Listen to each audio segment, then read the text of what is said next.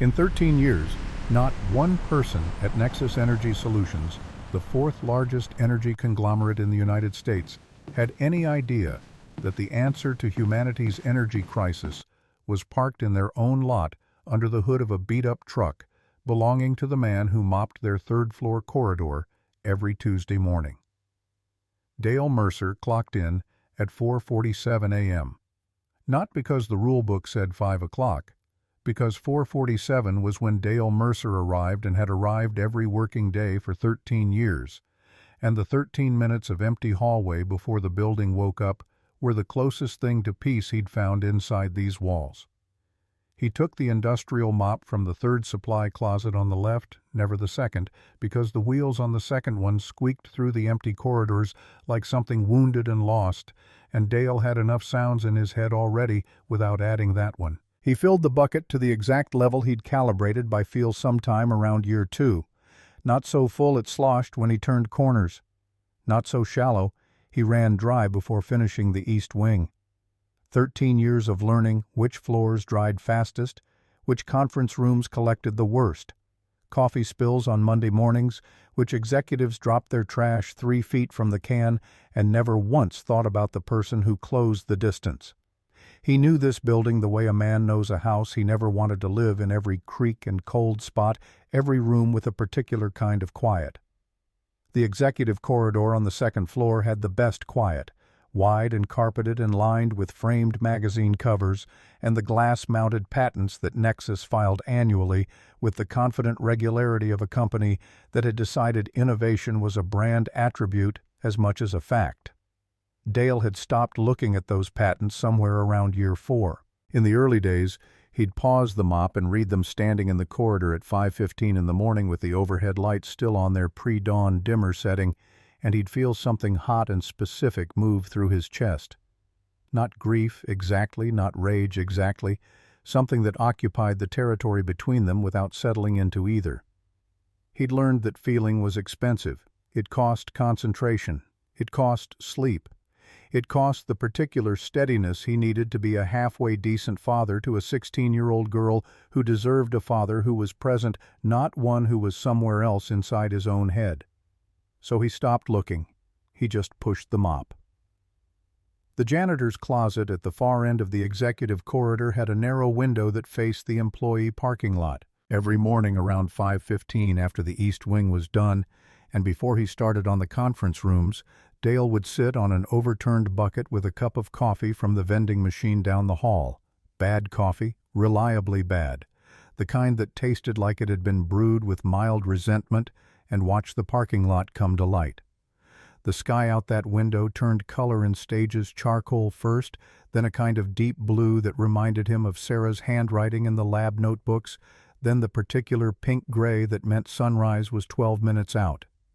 Those 15 minutes were the only part of his day that belonged entirely to him. He had learned to guard them the way other men guard weekends. The Ford F-150 was parked in the far corner of the lot, same spot it had occupied for 13 years. The body was rust brown in patches where the original paint had given up sometime around 2018, which was also approximately when Dale had stopped caring what the truck looked like from the outside. The passenger mirror was held on with electrical tape, black tape applied neatly replaced twice. The front bumper had a dent from 2021 that Dale had documented in a notebook because the person who made it had driven away without leaving a note, and he'd wanted the date on record in case anything ever came of it. Nothing had come of it. The cab smelled like coffee and the particular paper and solder scent of electronics he'd been modifying for years. The dashboard had a crack running diagonal from the defroster vent that Dale had filled with clear adhesive and stopped thinking about. What was under the hood was another matter entirely.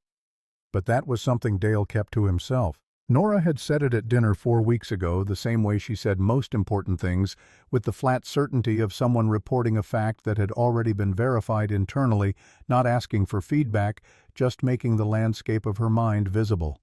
She'd been 16 then. She'd be 17 in March. She had her mother's cheekbones and her mother's habit of frowning very slightly when she was thinking hard about something, and she had a brain that operated at a speed Dale sometimes caught himself watching with a kind of quiet astonishment, the way you watch weather from a window. She'd been talking about a research paper. Lab 7 at Nexus, she'd explained, had published something in 2021 Advances in Compact Plasma Containment Systems, and she'd cited it in her AP Physics paper.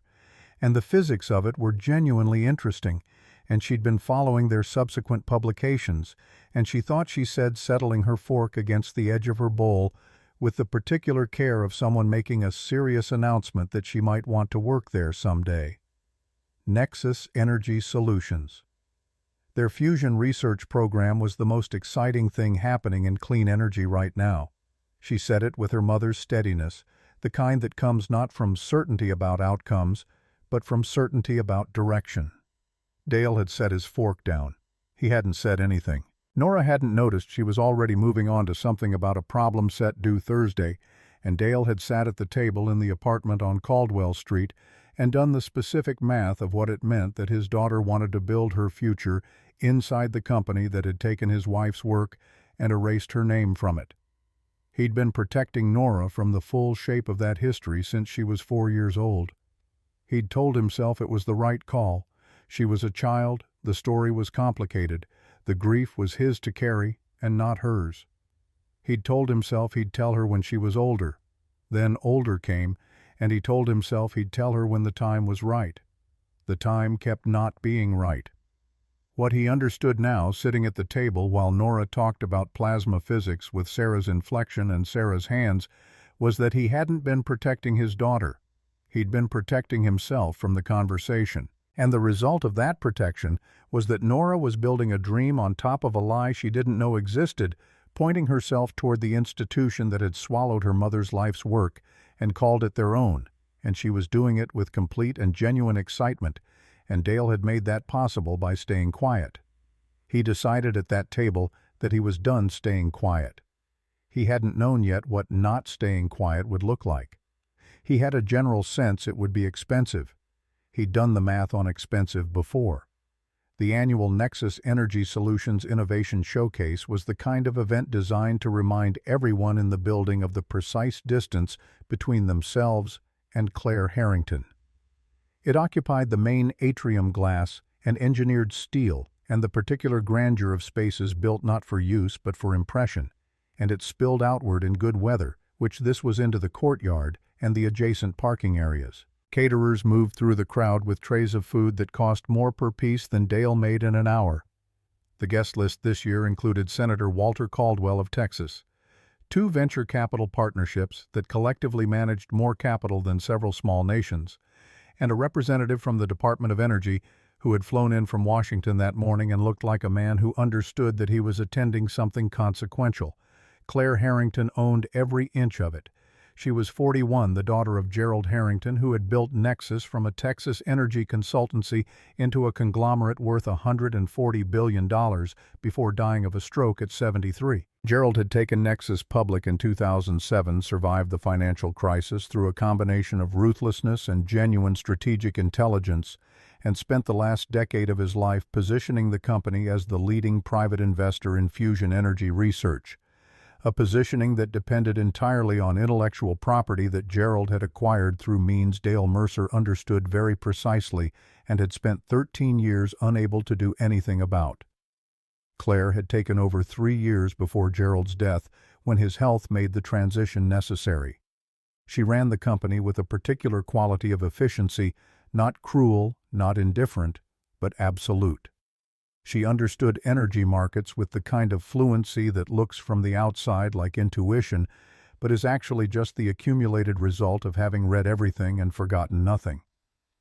She could read a balance sheet, dismantle a competitor's technical argument, and charm a senator in the same 30-minute meeting. She had her father's eyes, dark and sharp and built for the specific purpose of assessing value, and she had developed over the years of running a company this size a manner that the people who worked beneath her described as making them feel slightly less than fully human. Not intentionally. That was what made it harder. Dale had observed her from corridors for 11 of his 13 years in the building. He'd cleaned her office on the first and third Thursday of every month.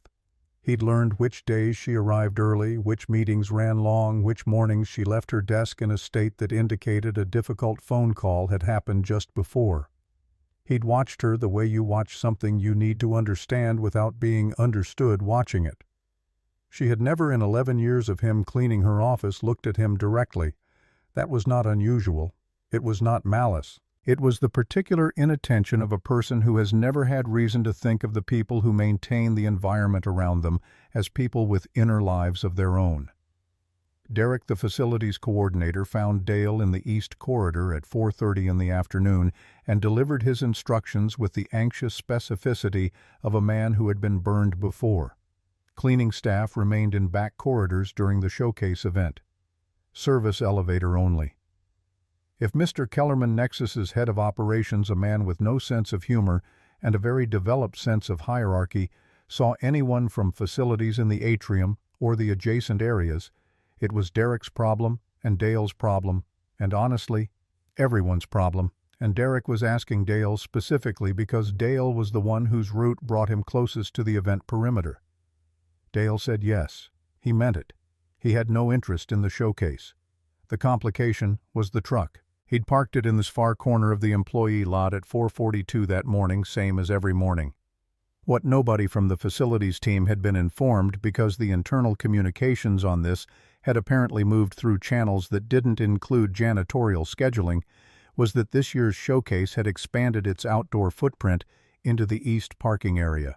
Cocktail hour, open air. The overflow from the atrium directed outward toward the valet stations, which were operating in a section of lot that included, if you went to the far corner, a rusted 1994 Ford F-150 with electrical tape on the passenger mirror. Dale discovered this at his break.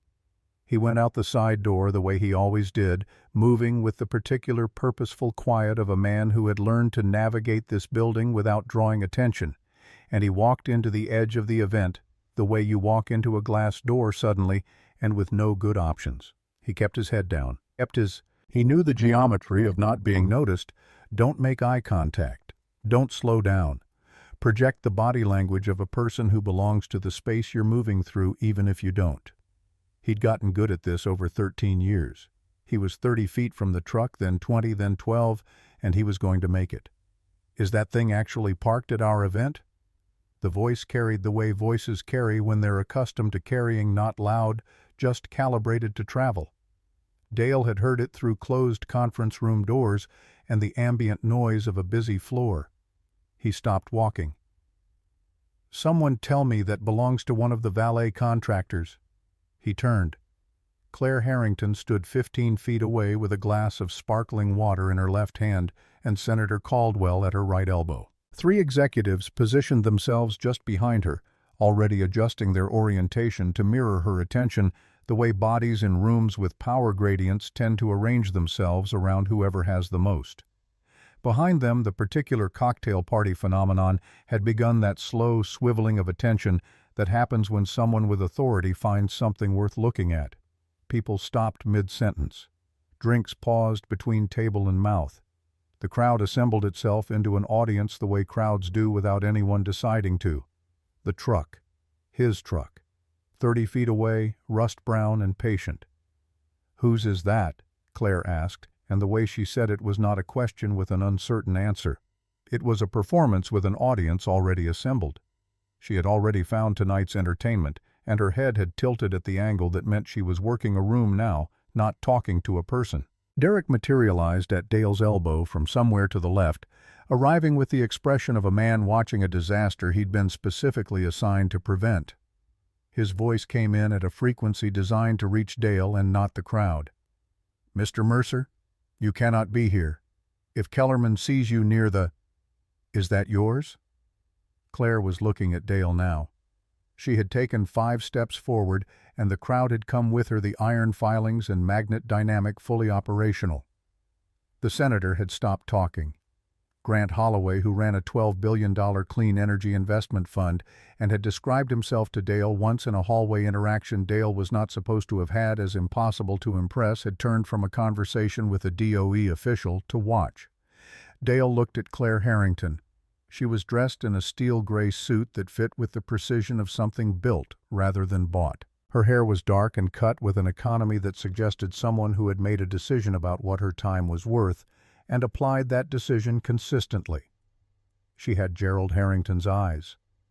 Dale had noticed that the first week he'd worked here, noticed it in the particular way that information which will cost you something tends to land with weight, with an awareness that you're going to carry it. "Yes," Dale said. "It's mine." Claire glanced at the executives, then at Caldwell, and the smile widened into the unguarded territory of genuine amusement. The laughter started before she spoke, appreciative social laughter, the kind a crowd produces when someone with authority signals that laughter is the correct response. That is genuinely impressive, in the worst possible way.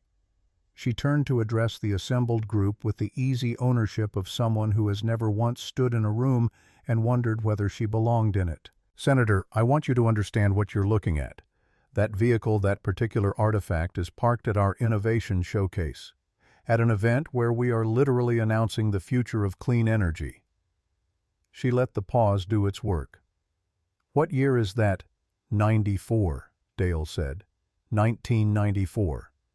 She said it the way you say a punchline you've been setting up for 30 seconds. "A 1994 pickup truck in our parking lot at our innovation showcase." The laughter was larger now. The crowd had grown 25 people, maybe 30, the full inner ring of Nexus's power structure, arranged like a jury that had already reached a verdict. "Mr. Mercer?" Derek's voice had moved from urgent to something closer to grief. "Please, if you come with me right now." "It's junk." Claire said it the way you say something that is simply obviously incontestably true, clear and flat and loud enough that the sound carried to the edges of the crowd and past them. "It is a piece of junk. Somebody call the city." The laughter peaked. Dale breathed. He had learned deliberate breathing in the first year after Sarah died, when the grief and the rage and the specific injustice of everything that had happened to them would climb up into his chest and take up the space where thinking was supposed to happen. "Breathe," she used to tell him in the lab, when a failed run sent him toward the white-hot blur of frustration. The work is still there. The work is still there. The work was still there. Under that hood, behind that rust, through all 13 of these years. Sarah's containment architecture and his field geometry and the thing they had built together in the cold of a Pasadena garage, the thing that had worked, that had always worked, that was sitting right now 40 feet away from the woman whose father had taken it from them. He took one step forward. "Mr. Mercer?" Derek's voice had gone past grief into something structural, like a man watching a load-bearing wall develop a crack. "It's okay, Derek." He said it quietly, but something in his voice made Derek go still. Claire noticed the step. Her smile stayed exactly where it was, but something moved behind her eyes, a recalibration, small and fast, the kind a very sharp person makes when a situation shifts in a direction they didn't anticipate. "Oh, are you going to defend it?" The performance was still fully operational. She was giving the crowd what the crowd had assembled for. "Please, I genuinely want to hear this." Dale walked past her. He walked to the truck and put his hand on the driver's door and paused there just a moment, back to the crowd, hand on the cold metal, his reflection barely present in the dulled window glass.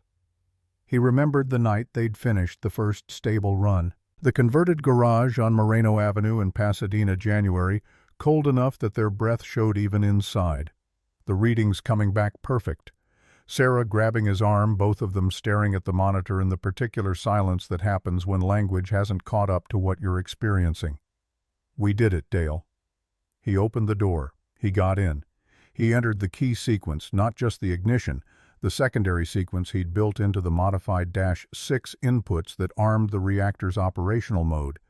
Then he turned the key. The sound that came out of the truck was not the sound of a 1994 Ford F-150 starting. It was not the sound of any combustion engine. It was a low, clean, sustained hum, the kind of frequency that you feel before you hear it, that registers in the sternum and in the back teeth before it resolves into something the ears can process. The parking lot lights, every one of them, brightened simultaneously. Not the surge of a power fluctuation, the steady, even brightening of a system receiving more current than its baseline assumption. The dashboard of the truck lit up, not the cracked factory dashboard with the broken fuel gauge. The secondary panel Dale had built in over 18 months, flush-mounted and invisible from outside the cab: temperature, pressure, differential plasma current, magnetic field integrity. All readings nominal, operational, stable. He let it run for 30 seconds. Then he got out. 25 people stood in a loose half circle, and not one of them was talking. The caterers had stopped moving.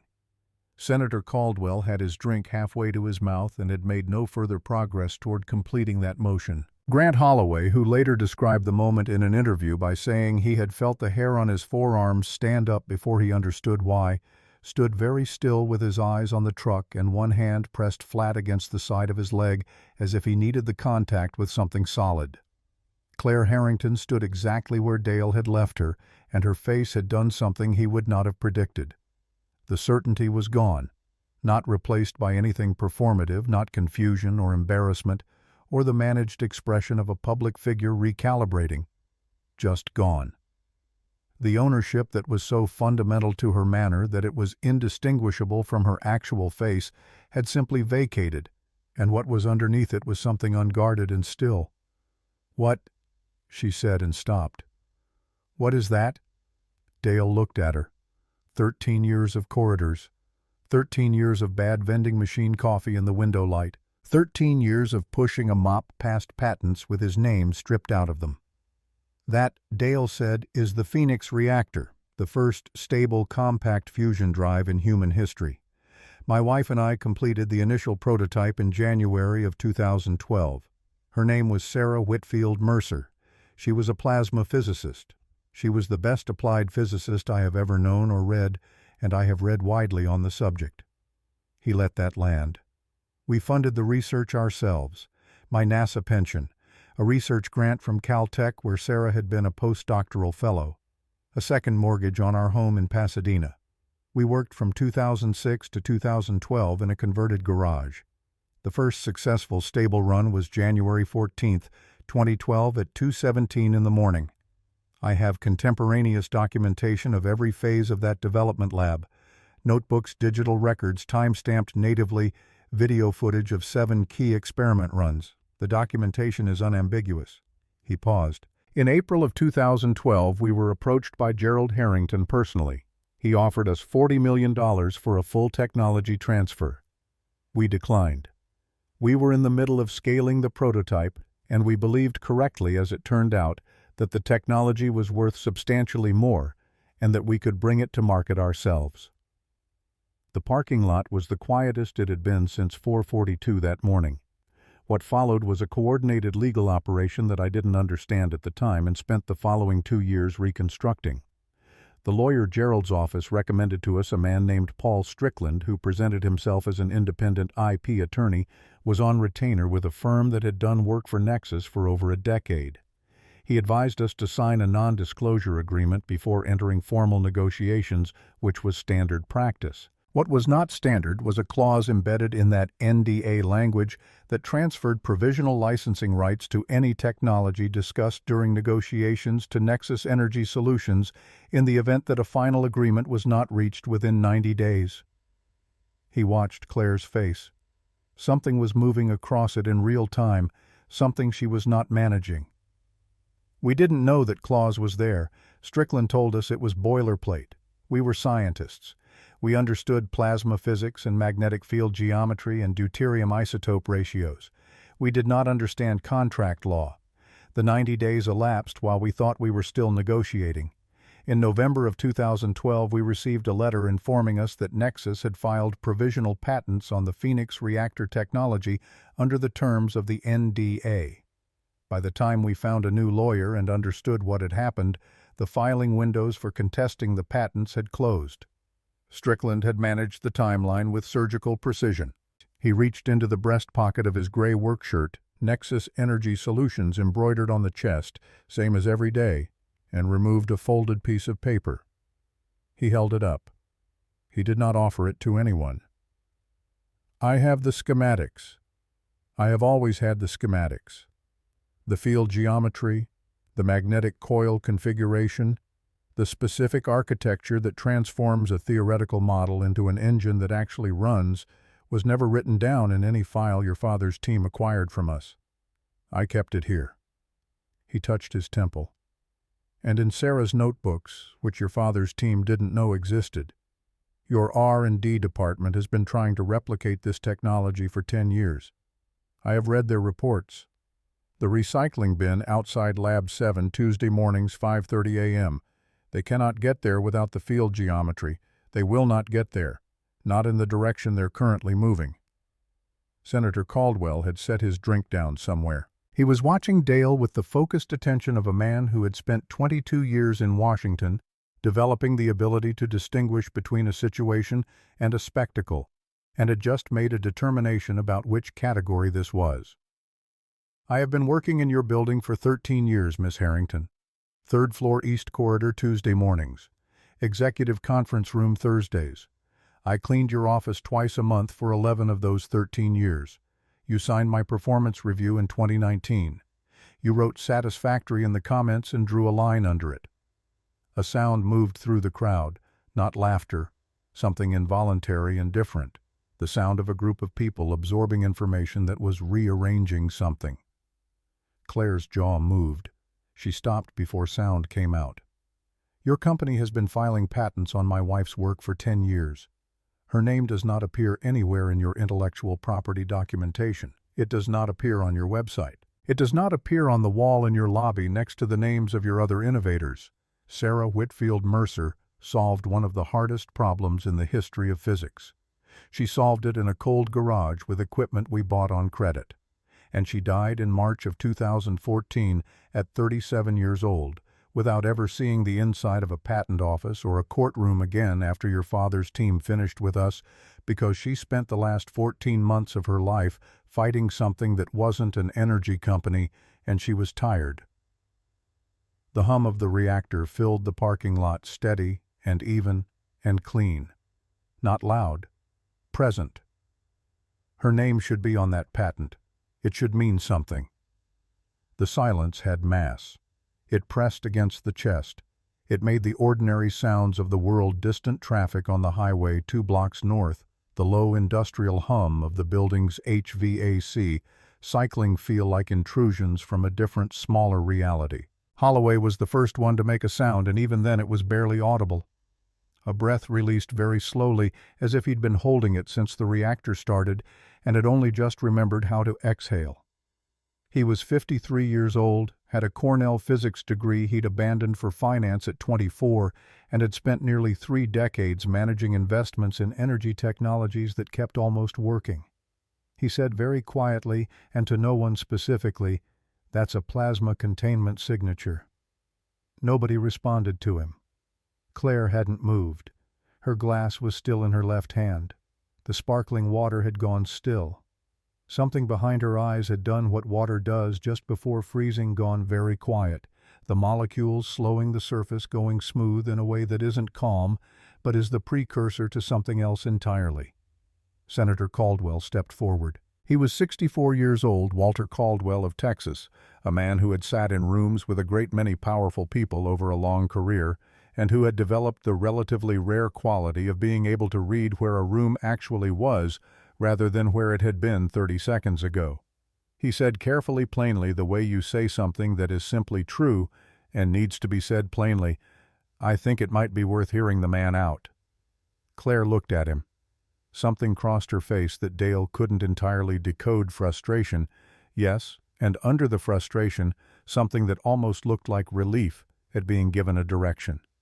She looked back at Dale. "I'm not invisible," Dale said. He said it without anger, without performance. The reactor hummed behind him. "I never was." They moved inside. Not because anyone made a decision in the formal sense. Claire turned toward the building and the crowd followed, and Dale followed the crowd. And that is how rooms reorganize themselves when authority is uncertain. Everyone moves toward the person still moving with purpose, even when that purpose is just the need for walls around something that has grown too large for open air. The conference room on the second floor, the long table, the screens, the leather chairs. Dale had mopped this floor enough times to know which tiles were slightly uneven near the north wall. He sat in a chair in the middle of the table, not at the head, not at the far end, and placed his hands flat on the surface and waited. Derek had followed them inside and was standing near the door with the expression of a man experiencing his life flashing before him in real time. Holloway sat across from Dale. Senator Caldwell took the seat to Holloway's left. Three executives whose names Dale didn't know arranged themselves further down phones, angled in ways meant to look casual. Claire stood at the head of the table. She didn't sit. "I need legal on the phone," she said to the room. One of the executives started dialing. "You can have legal on the phone," Dale said. "That's fine. It won't change the instrument readings. The reactor is still running. 19 minutes of continuous output currently. No detectable fuel signature on any instrument your team could bring to bear on it because the deuterium chamber is fully shielded. At the 30-minute mark, the self-regulating system initiates a controlled cool-down sequence. It will run again any time I turn the key. It has been doing that for 10 years. Bryce Walton arrived 4 minutes later, called in by Claire from wherever he'd been standing on the event floor. He was the director of Lab 7, mid-30s, the kind of face that goes pale very efficiently. He sat down across from Dale, and Claire summarized in 3 sentences what Dale had said about the field geometry problem, and Bryce Walton went paler than his baseline pale. The field geometry problem.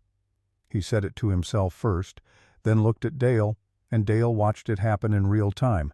The recognition, the horror, the sudden reorientation of years of work. "We've run 47 different coil configurations. We couldn't get stable plasma at sustained temperatures. The math kept—" He stopped himself. "You solved the field geometry problem." "My wife solved most of it," Dale said. "I finished it after she died." Bryce sat back in his chair as if the air had gone out of him. Not dramatically, just the way a person sits when something structural has shifted. "That's why we couldn't replicate it. The containment architecture in the files is extraordinary. It's genuinely extraordinary, but without the field geometry, it's like having a perfect engine block and no ignition system." "Yes." "How long?" Bryce's voice was careful now, precise, the voice of someone asking a question they suspect they already know the answer to. "If we'd kept going at our current trajectory, how long before we'd have reached the field geometry solution independently?" Dale had read their reports. He'd stood over the recycling bin outside Lab 7 at 5:30 in the morning under the fluorescent hum of an empty corridor, and he'd read their quarterly documentation with the focused attention of a man who needed to know exactly how close they were getting. "Another 20 years, he said. "Maybe more. Possibly never, depending on which direction you went next." Bryce put his face in his hands. Not a performance, just a man doing math. Claire repeated the number. 20 years. Not as a question. As a woman applying a different kind of arithmetic, the kind that calculates what a 20-year delay in this technology costs a world with finite atmosphere and finite patience. Carbon. Wars. Communities without reliable power.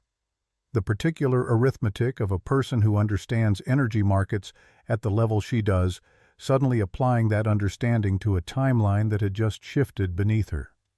Her hand moved on the table surface, almost imperceptibly.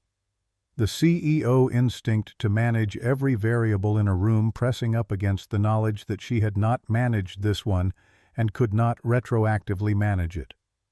"Why now?" she asked. The performance was gone. The room was gone in the sense that she wasn't playing to it. She was asking Dale specifically. 13 years. You've had a working reactor in that truck for 10 years.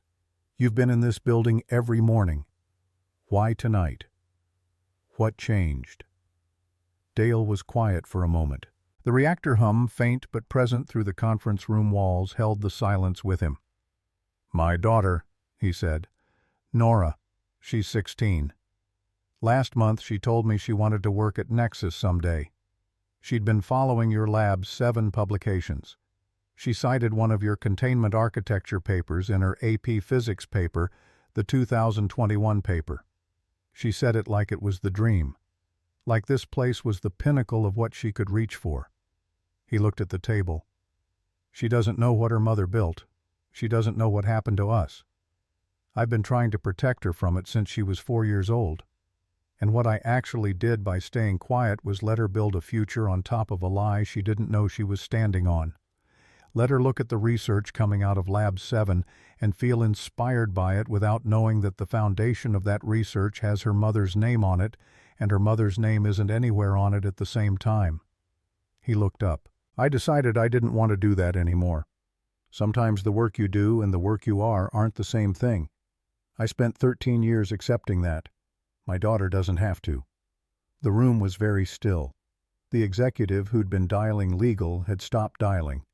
Claire was looking at Dale with an expression that he recognized because he'd seen it before once in a mirror in the hospital in the fall of 2013, when the doctor had explained what the imaging showed, and Dale had stood very still and felt the understanding arrive, and understood simultaneously that understanding it was going to require him to become a different person than the one who had walked into that room. It was the expression of someone who was fighting not to feel something because feeling it would require a reckoning they were not yet ready to have. How old was she? Claire asked. Her voice had dropped to something that wasn't CEO. Your wife. When she... 37. Claire looked down at the table. Her fingers manicured dark navy polish, the hands of a woman who moved through the world with full confidence in where she belonged, pressed flat against the surface and went still. I'm sorry, she said. Dale waited to see if it would feel like anything. Not yet. Maybe later. Some things needed time to metabolize. Thank you, he said. The reactor's self-regulating cooldown began at the 30-minute mark exactly as Dale had said it would. The hum faded with the gradual even quality of something winding down on its own terms, not a failure, a completion. Through the conference room windows the parking lot was visible. The truck sat where it always sat, rust brown and still looking exactly like what it had always looked like from the outside. Senator Caldwell stood quietly and moved toward the hallway. 2 phone calls, he said. He'd be back. His voice had the particular economy of a person who understands the weight of what they're about to do. Dale watched him go. Then he looked back at Claire Harrington, who was still at the head of the table and still standing, and who was looking at him now with the full weight of a question she hadn't yet figured out how to ask. I'm not invisible, he said again. Not as a challenge, not as a demand, as a fact that the world was going to need to reckon with, and that the reckoning was going to start in this room tonight whether anyone here had planned for it or not. Outside, his phone was vibrating in his jacket pocket. He didn't look at it, but he was aware of it the way you're aware of a door that has just opened in a building you thought you knew every room of. The work was still there. It had always been there. Now so was he. The conference room had reorganized itself in the 12 minutes since Caldwell left for the hallway. Holloway had moved his chair closer to Dale's end of the table, not dramatically, just the 3 inches that signal a decision about which side of something you're on. Bryce Walton hadn't moved at all, which was its own kind of statement. He was still sitting with his hands flat on the table and his eyes on the middle distance, the posture of a man doing arithmetic that kept producing the same answer no matter how he rearranged the inputs. The 3 executives at the far end had their phones out in ways that were no longer pretending to be casual. Derek had disappeared at some point in the last several minutes. Dale hadn't tracked the exact moment. It didn't matter. Claire was still standing. She had been standing for 20 minutes now and showed no sign of making a different choice. Standing was one of the things she could still control in this room, and Dale recognized the logic of it without commenting on it. Holloway broke the silence first, and he did it with the directness of a man who had made a very good living, knowing exactly when to stop circling. Mr. Mercer, I want to be honest with you because I think you've been talked at by enough people in suits inside conference rooms that honesty might actually be a relief. He leaned forward, both elbows on the table. My firm has spent 15 years evaluating fusion energy investments. Every year we run the same analysis. Every year we reach the same conclusion: the science isn't there yet. Containment is unsolved. Field stability is unsolved. The energy output ratios don't pencil." He paused. "What I heard running in that parking lot, if it is what you say it is, means you're not looking at a legal dispute. You're looking at the most commercially significant energy technology in human history, and the question of who controls it and how it reaches the world is going to matter to an enormous number of people very quickly." "I'm aware," Dale said. "Are you legally represented?" "Not currently." Holloway reached into his jacket and produced a card. He slid it across the table with 2 fingers, slow and deliberate, the gesture of someone who wants the seriousness of the action to be understood. "The firm on that card is independent of any energy sector holdings. I will make a call tonight, not tomorrow. Tonight, if you want." Claire watched this exchange from the head of the table and said nothing, which was, Dale understood, a form of saying something. He could see the cost of her silence in the slight tension along her jaw, the way her free hand had moved once on the table surface and then stopped. The CEO instinct that had run this company for 3 years wanted to manage this negotiation the way she managed every negotiation, to frame it, to control the sequence of moves, to determine who spoke when and what the terms were. She no longer had the standing to do that. She knew she no longer had it. The knowledge was visible on her face if you knew what to look for, and Dale had been watching her face from corridors for 11 years. He looked at the card. He didn't pick it up yet. "Before we discuss legal representation," he said, "I need to establish something in this room, for the record, with the senator present when he returns." He looked at the door, then back at the table. "The Phoenix reactor technology was developed by Sarah Whitfield Mercer and Dale R. Mercer between 2006 and 2012. We self-funded. First stable operational run, January 14, 2012, 2:17 a.m. I have documentation establishing that timeline without ambiguity, lab notebooks, 14 of them spanning the full development period. Digital records time-stamped by the operating system during creation. Video of 7 key experiment runs recorded on 2 independent cameras. Correspondence with 3 independent physicists who were informally consulted during development and who can testify to the timeline." He set his hands flat on the table. "In April of 2012, Gerald Harrington made a personal approach. $40 million, full technology transfer. We declined. We were in the scaling phase and the technology was worth substantially more." He looked at Claire when he said the next part. "What followed was a coordinated strategy that I've spent years reconstructing. Paul Strickland, the lawyer, Gerald's office sent us the one who introduced himself as independent, was on retainer with a firm that had worked for Nexus for 11 years. The NDA, he told us, was boilerplate, contained a clause transferring provisional licensing rights to any technology discussed in negotiations to Nexus if a final agreement wasn't reached within 90 days. He managed the negotiation timeline. The 90 days elapsed. We received a letter. The filing windows closed before we understood what had happened." Senator Caldwell came back through the door. He'd been gone 9 minutes. He took his seat with the quiet efficiency of a man returning to a room he'd already decided mattered, and he said nothing, which meant he'd heard enough of Dale's last sentence to have context. "Strickland," Claire said. She said it in the controlled voice of someone applying pressure to a leak. "I know that name." "I imagine you do. He was with your legal department for years. He retired in 2019. I didn't know the specifics of what he did on the Mercer acquisition." She said it carefully, precisely the way a person says something when they're being accurate rather than strategic. "That's the truth." "I know it is. The timeline doesn't support you being in the decision room for that operation. You were 28. You were running the Western Expansion office in Seattle. Your father kept that circle very small, and you weren't inside it in 2012. Something moved across her face that he hadn't expected, something that might have been, under different circumstances, a form of relief.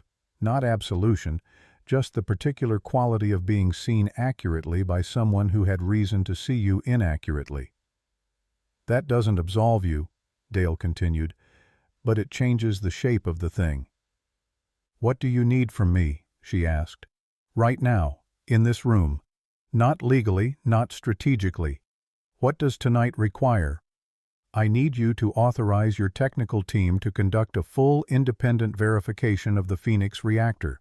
Not Lab 7. Genuinely independent third-party engineers with no stake in the outcome. MIT has a plasma physics group, the National Renewable Energy Laboratory in Colorado. People who will look at the field geometry documentation and the working prototype and produce a verified record that cannot be argued with. He paused. I need Sarah's name on something that can't be argued with. When I stand in front of my daughter and tell her what her mother built, I need it to be locked down, peer-reviewed, certified. I need it to be the kind of thing that stands for 60 years without anyone finding a crack to wedge into it. The room absorbed this. Bryce looked up from the middle distance he'd been staring into. His voice was rough at the edges, the voice of a man who'd been very quiet for a while and was choosing his next words with care. The field geometry solution. In the technical review, when they see the full documentation, the annotated derivations, they'll know within hours that it's complete, that it works. The containment architecture in our files is extraordinary, and we've published good work extending it, but I've known since year 3 that something was missing. I just couldn't identify what it was or why. He looked at Dale directly. I'd like to say we would have gotten there. I'd like to tell you that. But I've been honest with myself about this problem for a long time, and I don't think I can.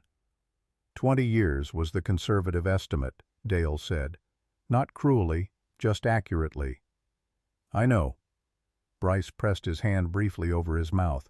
Then, the people in Lab 7, my team, they've spent years working on this in good faith. They didn't know what they didn't have access to, or why. Whatever happens on the legal side, I understand that's going to be complicated, and those scientists shouldn't be casualties of it. Dale looked at him.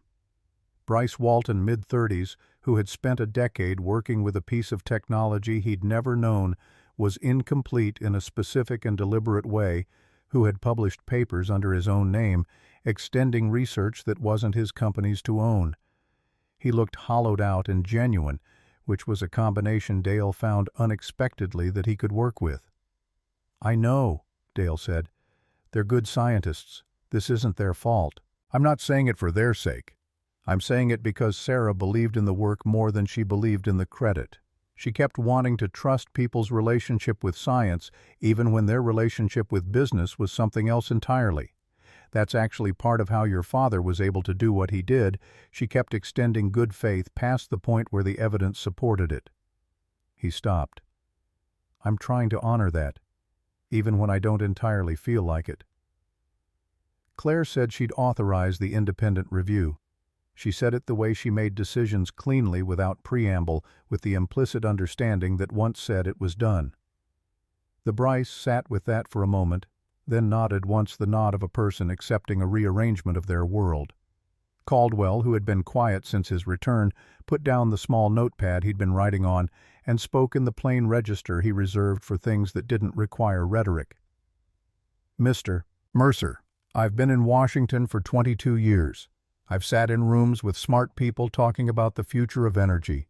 The DOE, the national labs, international consortiums, every major player in the space. I want to tell you with as much honesty as I can bring to this table tonight, what you've described and what I heard running in that parking lot is the most important thing that has happened in any room I've been in during all 22 of those years. He let that sit before continuing. I also want to tell you that the moment this leaves this building, and it may have already, you will be in a complicated position. There are interests, very large interests, very entrenched ones, who have built their entire economic model on the assumption that this technology is at minimum 2 decades away. Some of those interests are corporate, some are governmental. Some of them are going to be extremely unhappy about tonight. I know. Do you have personal protection? Security? Dale almost smiled. It wasn't quite a smile, more the movement a face makes when an absurdity lands in the middle of a serious conversation. Senator, I drive a rusted 1994 Ford to work every morning. You're going to need it. Caldwell said it with the flat practicality of a man noting that rain was coming and recommending an umbrella, which was somehow more serious than any dramatic phrasing would have been. "I'd like to make some calls tonight, with your permission, and I'm asking out of respect, not because I need it." Dale looked at Walter Caldwell of Texas, 64 years old, who had come to an innovation showcase and received considerably more than the event program had promised, and whose gut, which Dale's own gut was treating as a credible instrument, seemed to be oriented toward something solid. "Make your calls." Caldwell nodded and moved back toward the hallway, which left Dale in the room with Claire and Holloway and Bryce and the three quiet executives, and the particular air that a room develops when the person with the most neutral authority in it has just walked out. Claire looked at Dale.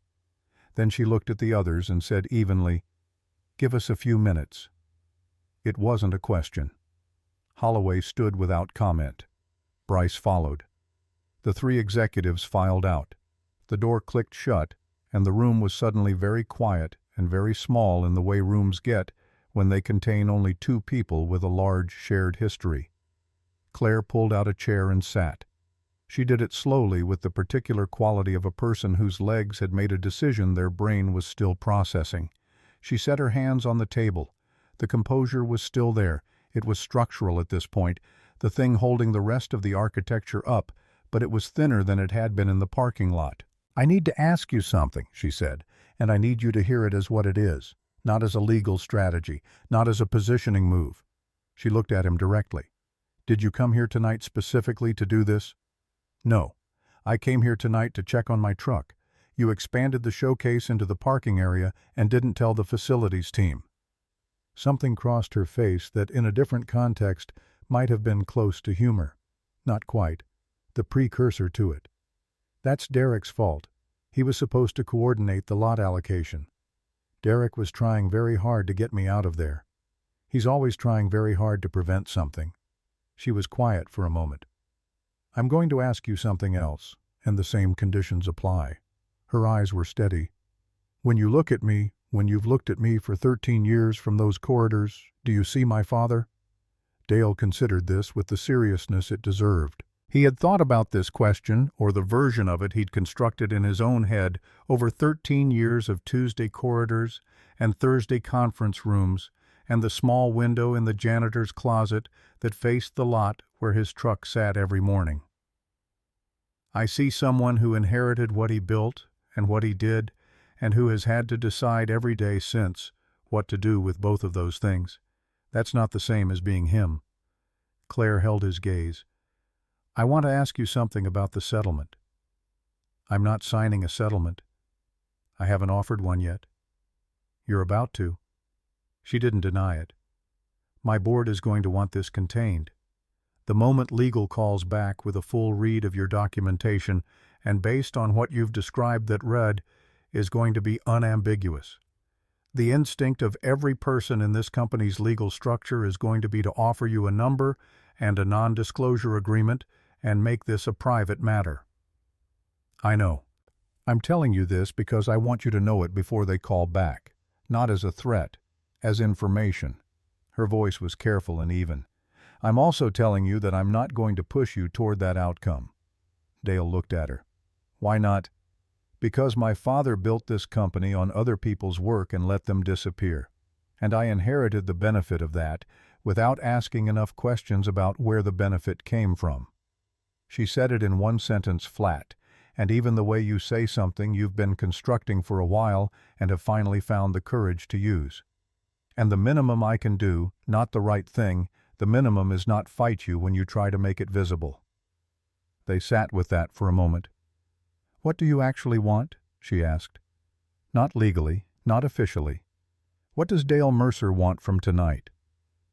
He'd thought about this, not in the abstract, in the specific. In the apartment on Caldwell Street at 1:30 in the morning, with Nora asleep down the hall and the building quiet and a cup of coffee he'd stopped tasting going cold in front of him. "I want Nora to be able to tell people what her mother did without a lawsuit, without a controversy, without anyone being able to say it's disputed or unclear or that the old janitor didn't understand what he had." He paused. I want Sarah's name on the Phoenix reactor. Not as a footnote, not in the acknowledgments. Primary inventor. On the patent. On whatever this technology becomes. Another pause. And I want the work to function the way it was designed to function. Clean energy for people who need it. Not a competitive moat. Not a product line managed for maximum extraction. Actual accessible energy. That's what Sarah built it for. She wrote the mission statement before we knew if it would work. She called it Phoenix because she said clean energy was humanity's chance to come back from what we'd done to ourselves. Rise from the ashes. Claire listened to all of this without moving. That's a short list, Dale said. For 13 years. She absorbed that. The independent review. I'll authorize it tonight. Bryce will contact MIT and NREL tomorrow morning for review board composition. 3 weeks for a full report. 3 weeks is fine. And there's something else I can do. Tonight, before legal calls back, and the process becomes what it becomes. She named a figure. A back pay calculation 13 years at Nexus adjusted for what his position should have been given his credentials and the actual nature of his work. It was not a settlement. It required him to sign nothing. It released nothing. Dale was quiet. It's not enough, she said. I know it's not enough. Nothing is enough. But it's what I can do before the machinery takes over, and I'm doing it tonight because waiting feels wrong. He thought about the apartment on Caldwell Street, about the tuition fund that was 17 months away from being real, about the house on Moreno Avenue in Pasadena that they'd lost to legal fees and medical bills. In 2015, the house where the garage was, where the first run had happened, where Sarah had gripped his arm. Okay, he said. She repeated the word quietly, not as confirmation, as something being set down. The door opened. Caldwell came back in and said he'd spoken with 2 people in Washington and that there would be a federal presence in the conversation starting tomorrow. DOE, possibly Commerce, and that Dale should prepare for things to move quickly once they started moving. Then he said there was a journalist. David Owen Merritt, investigative science desk at the Post, had been working a piece on the gap between fusion research projections and actual progress for 4 months. Someone on Caldwell's staff knew him. He was serious and he was responsible. And if Dale wanted his side of the story told before the corporate and legal machinery began shaping the narrative, Merritt was the person to talk to. Claire stiffened. Walter. Claire. Caldwell said her name the way you say a word that means stop without using the word stop. You called the man's truck a piece of junk in front of 30 people. The story is already in the room. The question is who tells it first and how. She held the senator's gaze. Dale watched the calculation move through her, rapid practice the assessment of a woman who had managed public narratives before, and then watched something else happen. Something that wasn't calculation. He's right, she said. Not to Caldwell, to Dale. You should talk to the reporter, because my father built this company on someone else's work and let them disappear, and I inherited the benefits without asking enough questions. And the least I can do is not be an obstacle when you try to make it visible. She said it the same way she'd said it to Dale alone, but now in front of Caldwell and Bryce and the others who had filtered back in, and the repetition in front of witnesses was its own kind of decision. Dale reached across the table and picked up Holloway's card and put it in his shirt pocket next to the folded schematic paper that was half his handwriting and half Sarah's. I'm going to go check on the truck, he said. He pushed back from the table and stood. Everyone in the room looked at him. The cool-down should be complete. I want to verify the secondary seals held. They always hold. But I want to check. He looked at Claire. I'll be back in 10 minutes. Don't make any decisions while I'm gone. She blinked. Yes. Okay. He walked to the door and opened it and paused with one hand on the frame. One more thing. The showcase tonight. The presentations, the announcements, did any of it actually happen? Silence. Holloway suppressed something. Caldwell looked briefly at the ceiling. No, Claire said. None of it happened. Good, Dale said. And he meant it without cruelty the way you mean something when the ordinary world has agreed just for tonight to pause and make room for something that matters more. He let the door close behind him. The hallway was the same hallway it had always been. The framed Forbes covers, the glass-mounted patents, 13 years of corridor. He walked through it the way he'd walked through it 10,000 times before, except that nothing about it was the same, and he knew that, and he let himself know it without managing it into something smaller. He went out the side door into the parking lot. The night air was cool and clean in the way that parking lot air sometimes is after a long day when the heat has finally released from the asphalt and something that passes for freshness has come in from whatever direction the wind is blowing. The lot lights were steady and bright. He walked to the truck and put his hand on the hood and felt the residual warmth of the cool-down cycle still fading through the metal. He stood there with his hand on the hood, and he thought about Sarah. Not the grief of her, not the hospital, not the specific terrible mornings of that last year. He thought about her voice, the way she'd said it in the cold garage with her hand gripping his arm and her breath visible in the air. "We did it, Dale." The way she'd meant it with everything she had, the certainty and the disbelief existing in the same moment, because great moments feel both true and impossible while they're actually happening. "Yeah," he said quietly to the hood under his hand, to the reactor cooling underneath it, to whatever of Sarah persisted in his ability to still hear her voice when he needed to. "We did." His phone vibrated. He looked at it. Area code 202, Washington, D.C. He let it go to voicemail. Then it vibrated again. Different number, same area code. He was aware that the world that existed before 4:30 that afternoon had closed behind him, the way a door closes in a corridor, not loudly, not dramatically, but completely. You could feel the draft of it. He looked up at the Nexus building at the lit conference room windows on the second floor, where he could see the silhouette of people in a room that had reorganized itself around a different center of gravity than it had possessed 2 hours ago, and he understood that what was coming next was going to be complicated and long and probably difficult in ways he hadn't fully mapped yet. He went back inside. The hallway was still the hallway. The patents were still on the wall, but he walked past them differently now, not ignoring them, not feeling that old specific heat in his chest. Just walking past. There would be time for all of it. The legal process and the documentation and the conversations that needed to happen with people he hadn't met yet. There would be time for Nora. For telling her everything, all of it, the full shape of what her mother had built and what had happened to it and what tonight had started. There would be time. He opened the conference room door. The room looked at him. He sat back down. The lawyers arrived 40 minutes later, 2 of them, Margaret Lawson and Stephen Pratt, who had driven from downtown in under 25 minutes and walked in with the focused urgency of people who understood precisely what they'd been called about and had spent the drive preparing for it. Margaret was in her 50s with the voice of someone who had spent a career doing IP litigation and had developed a precise instrument for detecting when a case was what it appeared to be versus when it was something else. She shook Dale's hand with both of hers, which he hadn't expected, and then she sat and opened a legal pad and said without preamble, "Tell me specifically how much original documentation you have, not estimates, specifically." Dale told her.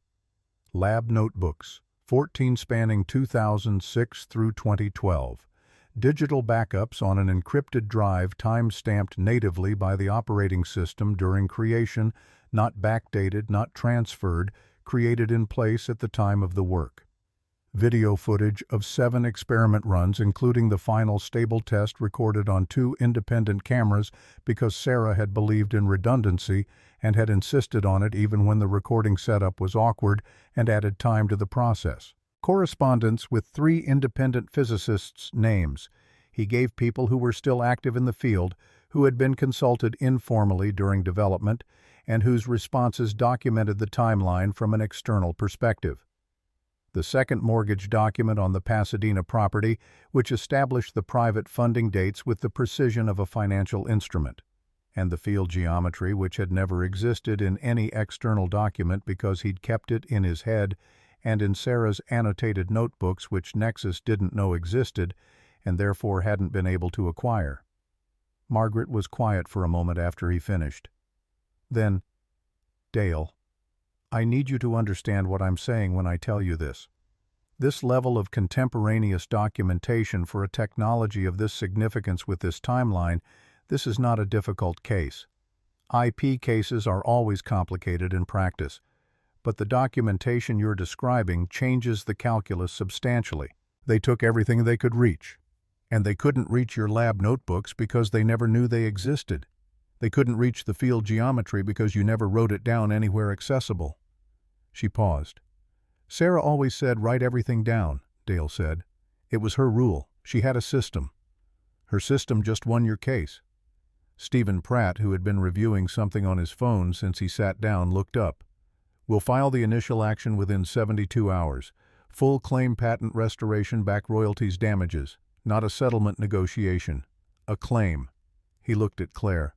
"Your cooperation on discovery will be noted." Claire said she understood. She said it in the voice of someone who had made a decision and was living with it. Dale answered Lawson's technical questions for the next hour. He answered some of Holloway's. He declined to answer others, and Holloway seemed to understand the distinction without requiring explanation, which confirmed Dale's initial assessment of the man. Caldwell took 2 more calls in the hallway. Bryce sat at the table and said almost nothing, but he was present and attentive in the way of someone who has decided that bearing witness is the right contribution he can make tonight. Somewhere around midnight, after the lawyers had the information they needed for the initial filing, and Caldwell had made the arrangements he'd made, and the immediate next steps had been established with enough clarity that the machinery of consequence could begin its work. Dale looked at the room and said he was going to go home. Nobody argued with it. He drove back to Caldwell Street with the windows down and the night air moving through the cab. The reactor was cold now, the way it went cold after a full cycle, not absent just resting, waiting for the key sequence. He'd run it more than 2,000 times in 10 years, and it had never failed to restart. He didn't doubt that it would run again tomorrow and the day after, and however many days it took for the world to be ready to understand what it was. He parked in the lot behind the apartment building and sat for a moment before going in. The work was still there. It had always been there. Now so was everything that came next. The apartment was quiet the way buildings are quiet after midnight when the people who have early alarms have been asleep for hours. Dale unlocked the door and came in without turning on the overhead light. Nora had left the small lamp above the stove. She always did when he worked late. She'd started doing it at 12 without being asked or announced. He'd just come home one night and the light was on, and it had been on every night since, and he'd never mentioned it to her because mentioning it would have compressed it into something smaller than it was. Some things you hold carefully without examining them too directly.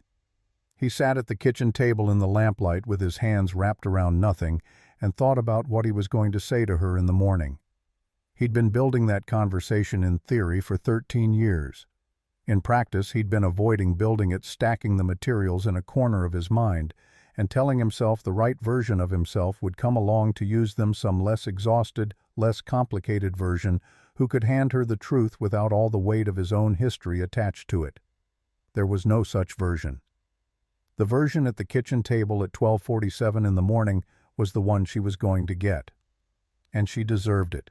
She deserved all of it, the real shape of who her mother was and what her mother built and what had happened to both of those things and what tonight had started. She was 16 years old, and she had her mother's brain and her mother's way of carrying information seriously, and she had been carrying a partial picture for her entire conscious life, and the partial picture had led her to build a dream on ground that Dale had spent 13 years knowing was contested. He went to bed. He didn't sleep for a long time. Nora was already in the kitchen when he came out at 6:15. She was making breakfast with the particular sound signature of a teenager doing at cabinets, not quite closing all the way, a spoon hitting the side of a bowl with more force than the task required. She had her phone propped against the fruit bowl and was reading something. She looked up when he came in, and her eyes, which were Sarah's eyes, the same dark and direct and immediately present quality, found his face and stayed there. "You were late," she said. "I was." The 11 o'clock news had something about Nexus, a clip of their parking lot. She looked at him with the measured steadiness of someone who has been waiting since they woke up to see his face and is now reading it carefully. There was a truck in the clip that looked like our truck. Dale pulled out a chair and sat across from her. "Sit down, Nor." "I am sitting down." "Put the phone down." She put it down. Slowly, with the deliberate quality of someone complying while reserving the right to judgment. She looked at him with an expression that was working very hard to hold neutral, and not quite getting there because she had Sarah's emotional range, and she was 16, and the combination made neutrality a continuous effort. "Tell me," she said. He told her. Not the compressed version, not the version with the edges softened for the child she used to be. He told her about the garage on Moreno Avenue in Pasadena, about the reactor, about January 14th, 2012 at 2:17 in the morning. He told her about Gerald Harrington and Paul Strickland and the NDA and the 90-day clause and the filing windows that closed before he and Sarah understood what had happened to them. He told her about Sarah, not the dying she knew, the dying she'd grown up knowing it the way you know something that was true before you were old enough to hold it fully. He told her about Sarah the scientist. Sarah, who had looked at the plasma containment problem and found an architecture that no one else had found. Sarah, who had named the reactor Phoenix before they knew if it would work, because she was the kind of person who named things for what they were going to become, not what they were. Nora listened with the stillness that was the most purely her mother's quality, the stillness of someone who gives information the serious attention it deserves, who doesn't move away from difficult things, but toward them. When Dale finished, the kitchen was quiet. "The Lab 7 paper," Nora said. Her voice was very even. "The one I cited in my AP Physics paper, Advances in Compact Plasma Containment Systems. Nexus Energy Solutions, 2021. Yes, that was Mom's work. The containment architecture was hers. They published it under their own names. Yes." She pressed her lips together. Dale watched his daughter process what it felt like to encounter injustice at its actual scale for the first time, not the school-sized kind, not the social kind, but the kind with lawyers and money and 13 years and a dead woman's name on the wrong patent. The anger was there, but it was organizing itself the way Sarah's anger always organized into something with a shape and a purpose, not a flood, but a current. "Why didn't you fight it?" Not an accusation. A genuine question asked with the precision of someone who actually wants to understand the architecture of a decision. "I did. For 2 years I fought it with what I had. The legal system is expensive and we'd spent everything building the reactor. And after your mom died..." He stopped, found his footing again. "After she died, I had you. You were 4 years old. I had to decide what to fight for with the time and money and energy I had left. I decided that fighting for you was the thing I could actually win." She looked at him for a long, measuring moment. The focused stillness, her mother's instrument deployed at full capacity. "And the janitor job," she said. "I needed to watch what they were doing with the technology, make sure they didn't reach the field geometry on their own, and..." He paused. "I needed to be close to it, to the reactor. I know how that sounds." "It doesn't sound crazy," Nora said, and the quietness of her voice made the words land harder than if she'd said them any other way. "It sounds like the only thing you could do." Dale felt something in his chest shift, something that had been held in a particular position for a long time, releasing. Not gone, just no longer clenched. "I want to see it," Nora said. "The reactor, all of it, the actual physics. Not the version you'd explain to someone who wasn't going to understand it." Her eyes were steady. "I'm not a kid, Dad." "I know. Mom designed the containment architecture. She said it the way you say something you're learning the weight of in real time, testing the load, finding it heavier than expected, deciding to carry it anyway. I want to understand what she built. All of it." "I'll show you everything," Dale said. "I promise." Nora nodded once. She looked at her bowl, the cereal she'd completely forgotten about at some point in the last 20 minutes, and made a sound that wasn't quite a laugh but contained something in that neighborhood. "I'm going to need more cereal," she said. And Dale Mercer, who had not smiled in approximately 18 hours, smiled. His phone started at 7:30. Margaret Lawson called first with the controlled energy of a person who hadn't slept but wasn't going to let that be anyone else's concern. Holloway called at 7:52. Caldwell's office called at 8:05. Caldwell himself, not a staffer, to tell Dale that a meeting had been arranged with the Deputy Secretary of Energy for the following Thursday in Washington and to ask if Dale owned a suit. "I own a suit," Dale said. "Good. Wear it." At 8 o'clock a call came from a number Dale didn't recognize. He let it go. At 8:17 the same number called again. At 8:31 it called a third time and Dale picked up because 3 attempts before 8:30 in the morning indicated either a wrong number or someone with something specific to say. The voice on the other end was unhurried in the way that is its own kind of signal, not performing patience, actually possessing it, which is a different thing entirely. Owen Merritt, Washington Post Investigative Science Desk. He'd been working a piece on the gap between fusion research projections and actual development progress for 4 months. Someone on Senator Caldwell's staff had given him Dale's number. He wanted to be transparent about where he was coming from. He wanted to tell Dale's story right. That meant on Dale's terms and on Dale's timeline. He would not print anything without Dale's review and approval of the factual claims. He would not editorialize about Dale's choices or Dale's life in ways Dale hadn't agreed to. "Why not?" Dale asked. "Most reporters would." "Because most reporters are trying to win something," Merritt said. "I'm trying to get something right. There's a difference." Dale looked at Nora, who was doing the dishes with her earbuds in, listening to something that was not music, a recorded lecture of some kind. The particular focused expression settled back onto her face, the one that appeared when she was going somewhere interesting with a problem. His daughter, Sarah's daughter, 16 years old and already unmistakably someone. "Come to my apartment," Dale said. He gave the address. "This afternoon, and she's going to want to be there." He ended the call and stood in the kitchen doorway and watched Nora rinse a bowl with the careful attention she brought to things she was thinking about at the same time. And he thought about the conversation he was going to have with her after Merritt left, the one about the lab notebooks and the field geometry and all the physics he'd promised to show her, and he thought that whatever happened next, the lawyers and the federal government and the technical review and the complicated long legal process and all the rest of it, whatever happened next, Nora was going to know the full shape of who her mother was. That had always been the thing. Under everything, under the reactor and the patents and the 13 years of corridors and the bad vending machine coffee and the window that faced the lot where the truck sat every morning. Under all of it, that was the thing. Nora was going to know. Margaret Lawson filed the initial legal action on day 4. Not a settlement negotiation, not a demand letter, not a preliminary inquiry, a full claim structured around the contemporaneous documentation with the precision of someone who had spent 30 years doing exactly this kind of work and understood that the quality of the first filing set the tone for everything that followed.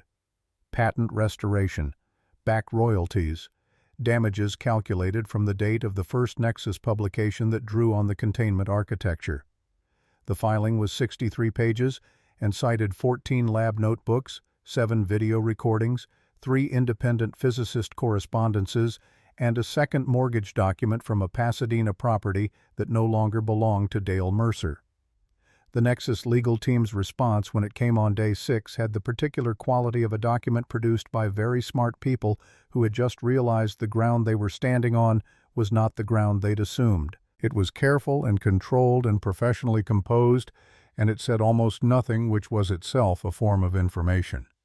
Claire had instructed her legal team to cooperate with discovery. She had done this over the objection of 2 board members who called her separately within 12 hours of the filing and used phrases like fiduciary responsibility and shareholder value and precedent for future acquisitions, phrases that were each accurate in their own register and each missed the point in the same fundamental way. She had listened to both of them and said in the measured voice she used when a decision was already made and the conversation was therefore about something other than the decision, that she understood their concerns and that the cooperation on discovery was not negotiable. Dale heard about the board calls from Margaret, who had sources, and he absorbed the information, the way he absorbed most information now, as data that told him something about the shape of what was happening to be filed and considered and not reacted to prematurely. The days had a structure.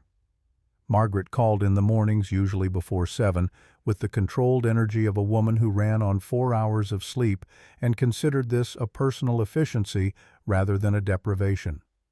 Stephen Pratt called in the afternoons with status on the opposing counsel's posture, which was shifting in increments that Pratt described as the legal equivalent of a man slowly sitting down in a chair he knows has a broken leg. Holloway called every 2 or 3 days with updates on the technical verification process and with questions about the field geometry that Dale answered in the degree of specificity that felt appropriate enough to confirm, not enough to transfer, because the transfer would happen through the legal process and not through phone calls, and both Dale and Holloway understood this without needing to say it. Nora had 3 weeks left in the school year. She went every day and came home and sat at the kitchen table with her physics textbook and the second lab notebook which Dale had given her on the morning after the showcase, and she moved between them with the focused lateral thinking of someone mapping a territory from 2 different angles simultaneously. She didn't talk much about what she was reading, but she asked questions at dinner, precise technical questions that told Dale she was going deep, not skimming.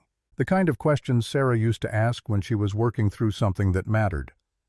On day 7, Dale came home from a meeting with Margaret's office to find Nora at the kitchen table with the notebook open to a specific page near the back of the middle section and her physics textbook open beside it and a pad of paper covered in her own notation, and she looked up with the expression of someone who has just verified something they suspected but needed to confirm. "The field geometry," she said. "The magnetic coil configuration."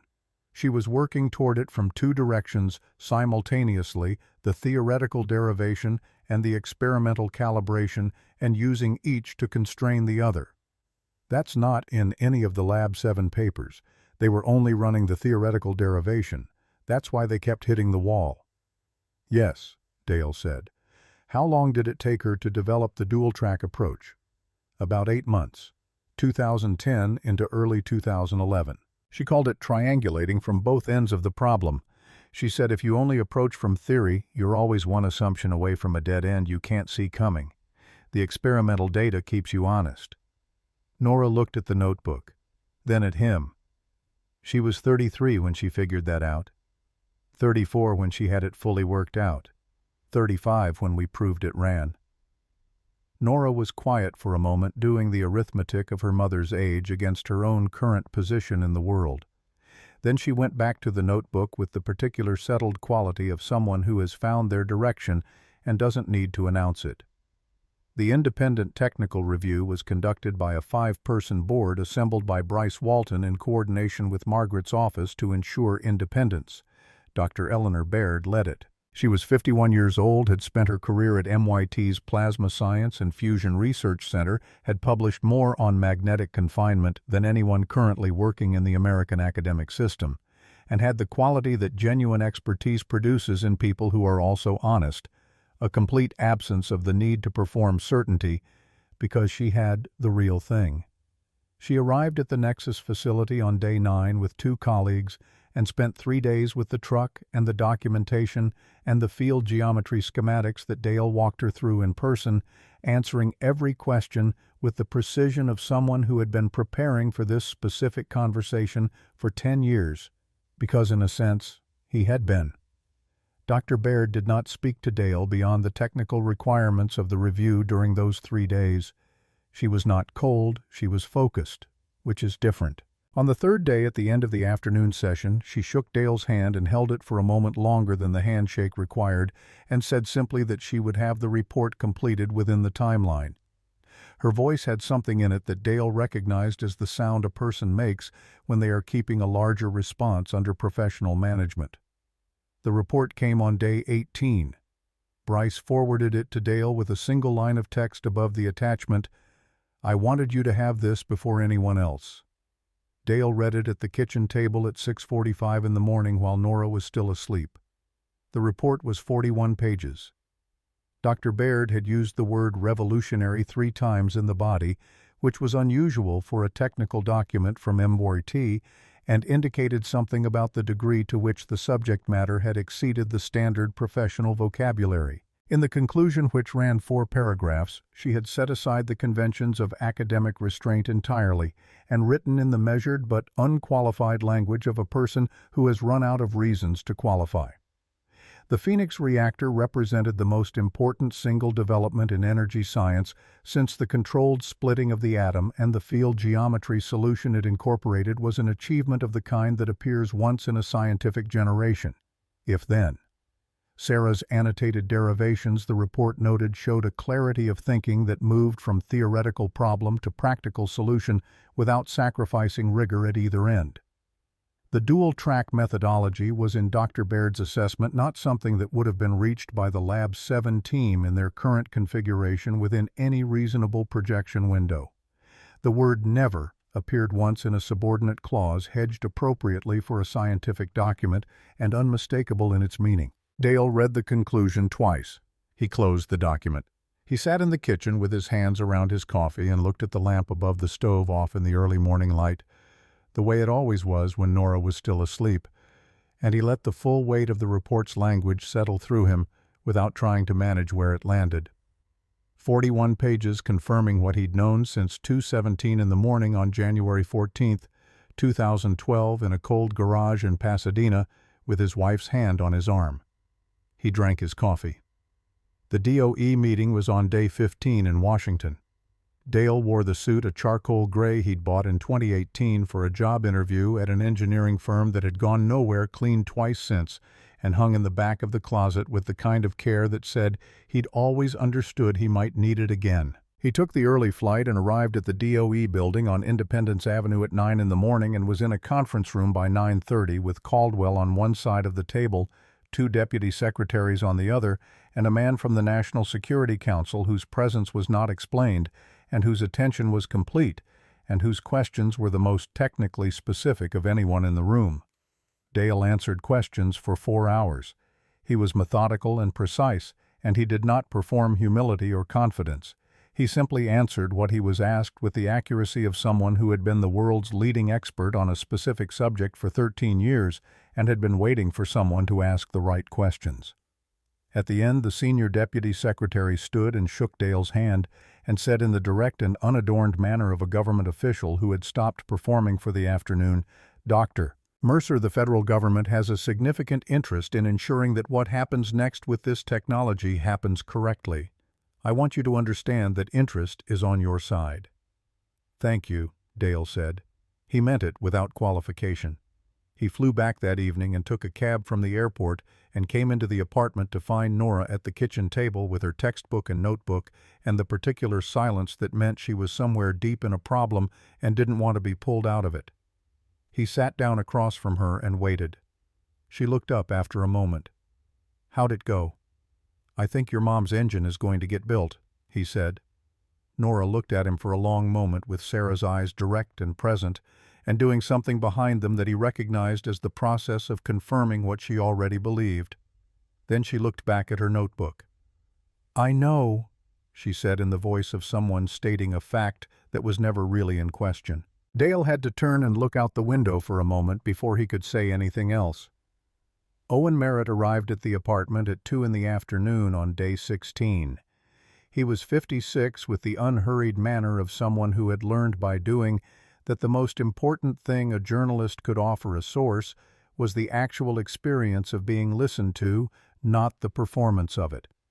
He carried a small recorder and a legal pad, and wore the expression of a man who had spent his morning reading everything available and had formed no conclusions yet, which Dale recognized as a professional discipline of the highest order. He shook Dale's hand and shook Nora's hand, and looked at the apartment without commenting on it, which Dale appreciated more than he could easily have explained. They sat at the kitchen table, the same table where Dale had told Nora everything 2 weeks before, which felt to Dale like a confluence that Sarah would have found significant. "I want to start with Sarah," Merritt said. "Not with the technology, not with Nexus, with her, who she was." Dale looked at him. "Why there?" "Because everything else is a consequence of who she was. That's where the real story lives." Nora was at the end of the table with a notebook of her own and a pen. She'd asked if she could stay, and Dale had said yes, and Merritt had said he was glad she was there. She was watching Merritt now with the evaluating expression she wore when she was deciding whether something was worth her trust, the look that took its time and reached conclusions that tended to hold. Merritt met her gaze.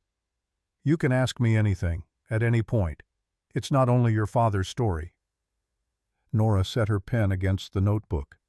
"My mother built the containment architecture for the Phoenix reactor when she was 31 years old. She had 2 postdoctoral publications in plasma physics and 1 patent application for an unrelated magnetic shielding design filed in 2008. She had been turned down for 3 research grants in the 2 years before she and my dad started the reactor project because the review committee said the theoretical framework was too speculative." She paused. "I want people to know that she did it anyway." Merritt wrote it down, all of it. Then he looked up. "That goes in the first paragraph." Nora's jaw tightened in the way that meant she was fighting an expression, the one that lived just below the surface when something landed precisely where it was aimed. She won the fight. "Good," she said. Dale set his hand on the table between them, not reaching for her hand but placing his there available. Nora put hers on top of it, and they stayed like that for a moment, and that was enough. Merritt clicked on the recorder. "Tell me about her," he said to Dale. And Dale Mercer, for the first time since January of 2014, talked about Sarah in the present tense. Not about losing her, not about the absence of her, which had its own vast and permanent geography that he had learned to navigate by feel. About her, the person still present in the way that people who have shaped you remain present in the specific quality of how you think and what you notice and what you can't let go of. He talked about the way she explained physics to people who weren't physicists. She had a particular impatience with condescension, not with confusion, never with confusion, but with the reflex to simplify things into falsehood because the truth was harder. She said there were 2 kinds of simple, the kind that was actually true and the kind that required unlearning later. She would only work in the first kind, which meant she'd strip a concept down to its actual structure rather than its approximate one. And the people she explained things to came away understanding something real rather than something comfortable. He talked about the garage on Moreno Avenue, the space heater in the corner that rattled when the temperature dropped below 40, and that Sarah had refused to replace for 2 winters running because the rattle didn't bother her when she was focused, and she was always focused. The whiteboard that covered an entire wall, and that got erased and refilled so many times in 6 years that the surface had gone slightly gray with the accumulated ghost of old equations. The way she organized her notebooks, date, time, conditions, hypothesis, result, and then a margin column for what the result meant, which she filled in immediately, rather than waiting, because she said letting data sit uninterpreted was how you lost the insight that only existed in the moment of fresh observation. He talked about January 14th, 2012. The readings coming back. The particular quality of the silence that happened between the 2 of them when the monitors confirmed what they'd been building toward for 6 years, the silence of people who are inside a moment too large for immediate speech. Her hand on his arm, the cold air, her voice when she finally said it carrying the full weight of what she meant. "We did it, Dale." Nora was writing in her notebook. Not everything selected things, the things that struck her as the ones that should be written down. The way her mother had taught her without knowing she was teaching it through the example of the notebooks themselves. Merritt recorded and wrote simultaneously, the practiced doubling of a man who trusted his technology but trusted his hands more. Outside on Caldwell Street, the afternoon was doing what afternoons did. Moving cars, moving people, the particular frequency of a city that doesn't pause for the interior events happening inside its buildings. The reactor was in the Nexus lot 12 miles away, cool and patient. The lab notebooks were in the fireproof case under Dale's bed. The lawyers were billing hours on his behalf for the first time in 13 years.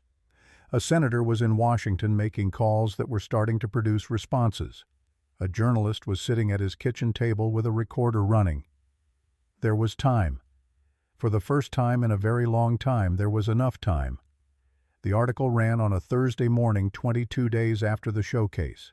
Dale knew it was live before he checked his phone because Nora's voice came from the direction of her bedroom in a register he'd heard from her exactly 3 times before in her life.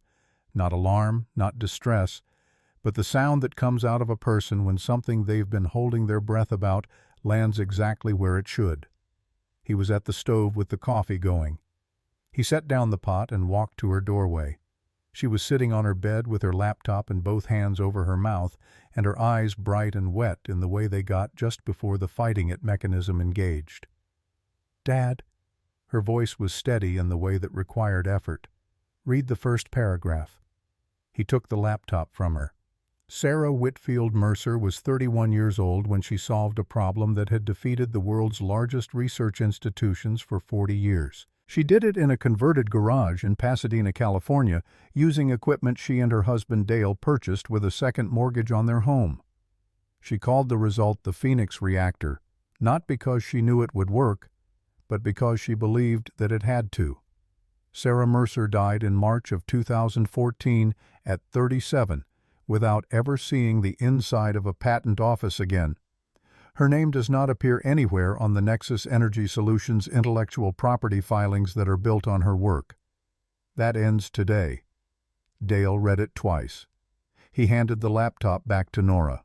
He went to the kitchen and picked up the coffee he'd poured before she called out and stood at the counter and looked at the lamp above the stove off in the morning light, as it always was, the small fixture that meant someone was home and someone was expected back. And he let himself feel the full weight of what it meant that those words existed now in the world, printed and permanent and beyond anyone's ability to unprint. Not the anger, not the grief. The actual full thing, the 13 years and the garage and the failed grants and the NDA and the corridor mornings and the bad coffee and the recycling bin outside Lab 7 and Nora at 4 years old, not understanding why her mother was in the hospital, and not understanding why she didn't come home, all of it together without management, without the containment strategies he'd built over years of necessary survival. He stood there and felt it move through him. Then he drank his coffee. Nora appeared in the kitchen doorway with the laptop still in her arms. "It's been shared 40,000 times, in 2 hours. That's a lot." "Dad."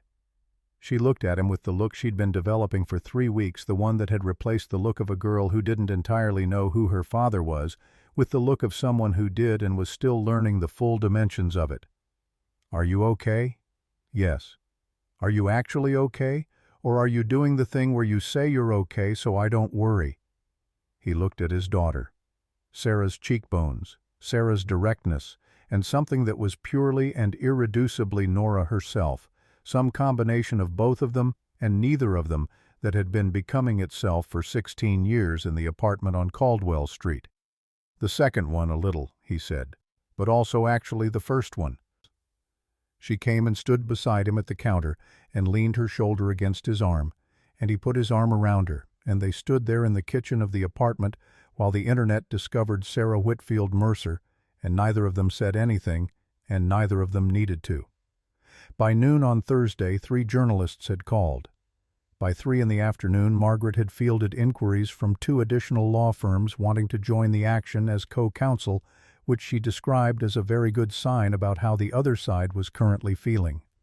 A professor of legal ethics at Stanford published a commentary piece on Merritt's article that was circulating in academic circles with a speed that suggested how many people in science and law had been watching the fusion research gap widen for a decade without understanding why. A retired federal judge who had written 2 books on IP law left a message for Margaret's office that she relayed to Dale with a single editorial comment: "This is the kind of call you get when you have the right case." Nora's AP physics teacher called the apartment at 4:30. His name was Mr. Garfield, and Nora had described him as the only teacher she'd had who didn't slow down for people who weren't keeping up, which Dale had understood as the highest praise she was capable of giving a classroom.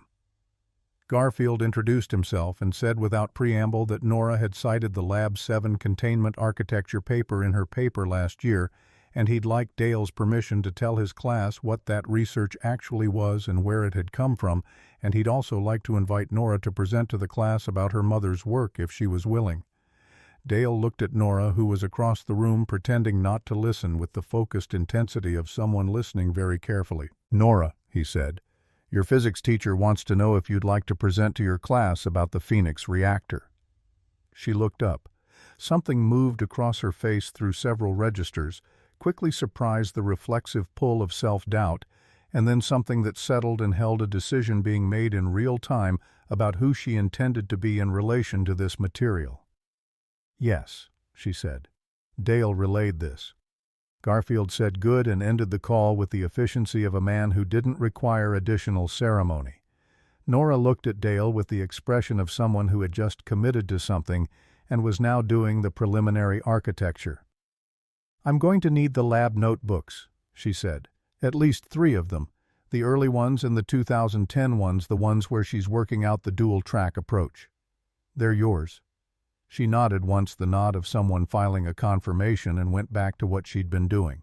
Dale stood in the kitchen for a moment after thinking about Sarah at 31 in the garage with the whiteboard full of equations and the rattling space heater, and the absolute conviction that she was going to solve this whether or not anyone believed it was solvable. Thinking about the particular quality of that conviction, not performance, not bravado, just the settled certainty of someone who had looked at a problem long enough to understand its actual shape and therefore its actual solution. She would have loved this, he thought.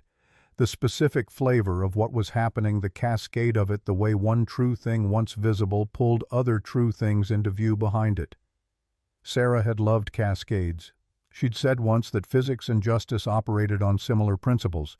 The truth was always there. It just needed the right initial condition to become visible, and once it was visible, it tended to be obvious, and once it was obvious, it tended to be unstoppable. He wondered sometimes what she would have made of Claire Harrington. Claire called on Thursday evening around 8. Dale was on the couch with a book he hadn't been reading, and Nora was in her room with the notebooks and her own notation pad working on the presentation in the focused silence that came through the walls as a kind of productive pressure. The apartment felt different from how it had felt a month ago, not louder, not busier, but more fully inhabited the way a space feels when the people in it are living at their actual size rather than a reduced version of it. "The article," Claire said. "I saw it. How does it feel?" Dale thought about this. Not the reflexive version, the honest one. Like something that was crooked for a very long time just got straightened, not fixed, not resolved, just the angle corrected. A pause. "I've been fielding board calls since 7 this morning. They're not happy. Stock dropped 9%. She said it without apology, factually the way she'd learned in the last 3 weeks to present information that was true without managing his response to it. "I imagine it did. I want you to know that none of that changes my position. I authorize the disclosure. I authorize the discovery cooperation. Whatever comes next, I'll authorize. The board can register their unhappiness. They'll absorb it." Dale didn't respond immediately. He was thinking about something Margaret had told him, that Claire's instructions to her legal team had on 2 separate occasions gone beyond cooperation into something closer to active facilitation, providing documentation that had not been formally requested and that materially strengthened the evidentiary record. Her own lawyers had flagged it as unusual. She'd overridden their concern both times. "My father built something real," Claire said. "I've said that and I meant it. Nexus is a real company with real people doing real work. But the foundation of it, the thing that positioned us as an innovation leader in fusion research, that let us raise capital and make acquisitions based on that positioning, that was built on your wife's work. And when the foundation is wrong, the weight of everything on top of it eventually comes down." She paused. "I'm not saying that as a legal position. I'm saying it because it's true, and I've spent 3 weeks being honest about things I spent 13 years being approximate about. That's going to cost you more before it costs you less." I know. I've thought about costs a great deal lately. What things actually cost versus what they appear to cost when you've decided not to look at them directly. Another pause. Your daughter. I'd like to meet her. Not for any official purpose, not for any strategic purpose. I think Sarah Mercer's daughter should know that there's at least one person in this company who understands exactly what her mother built and exactly what it meant. If Nora would be willing, if you would. Dale thought about Nora at the kitchen table with the notebooks moving between theoretical derivations and experimental calibrations with the dual-track method she'd recognized in her mother's work and already begun applying to her own. He thought about what Sarah would have seen in their daughter at 16 teaching herself plasma physics from her mother's handwritten notes, not as tribute, but as foundation, because she intended to build on them. I'll ask her, he said. That's all I'm asking. Of course. Come to the apartment, Saturday, no agenda, no staff, no preparation. He paused. Nora will have questions, the real kind. I'd be concerned if she didn't, Claire said, and in her voice was something genuine, not warmth performed for an audience, but something more like respect, which was harder to manufacture and therefore more reliable when you encountered it. Saturday morning was clear and cool, the kind of California morning that felt like an apology for the summer that was coming. Claire arrived at 11 alone in a coat that was expensive in the way of things made to last rather than to announce themselves.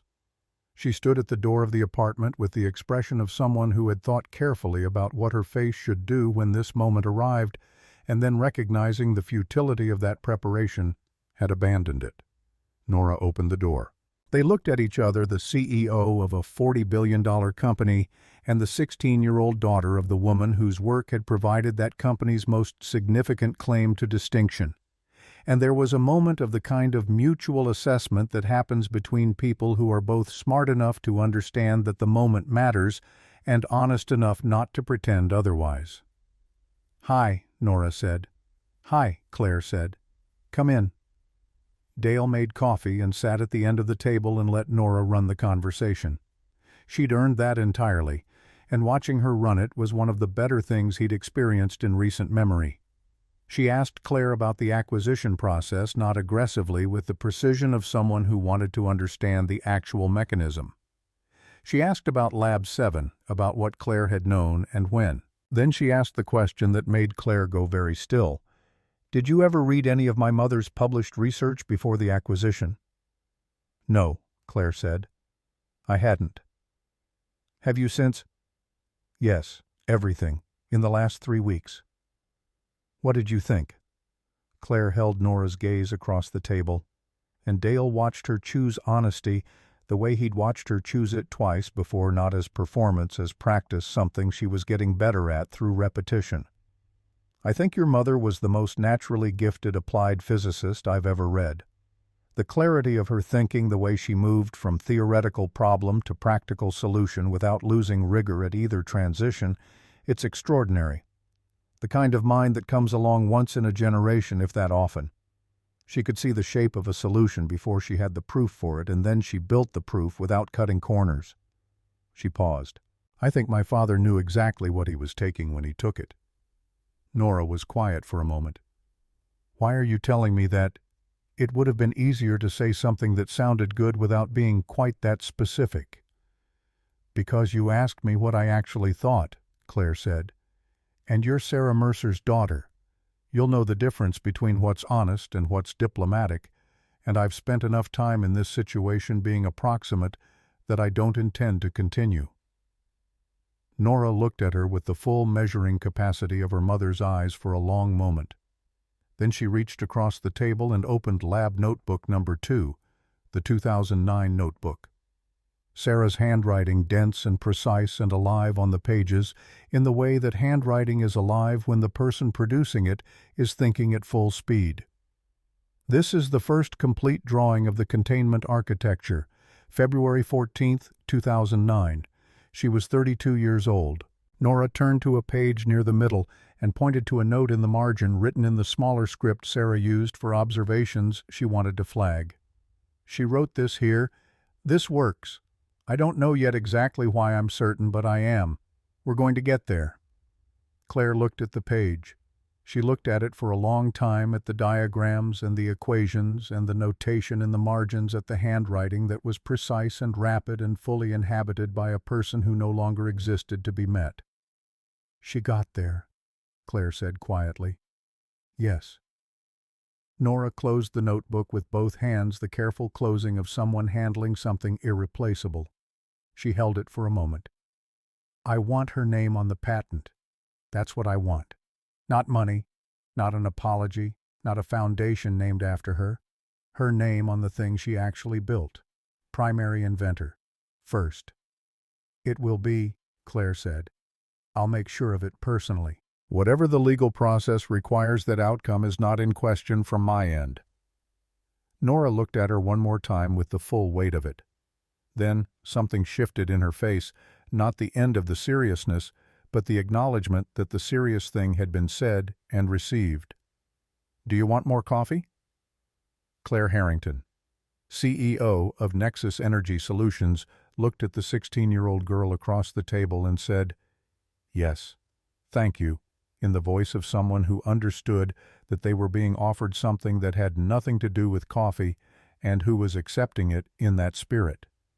The thread that had been present in every conversation between Dale and Claire since the night of the showcase, that quality of two people finding under the weight of a shared history, something that might eventually become something else, was present in the kitchen on Saturday morning in the specific way that things are present when they're not yet named but are already real.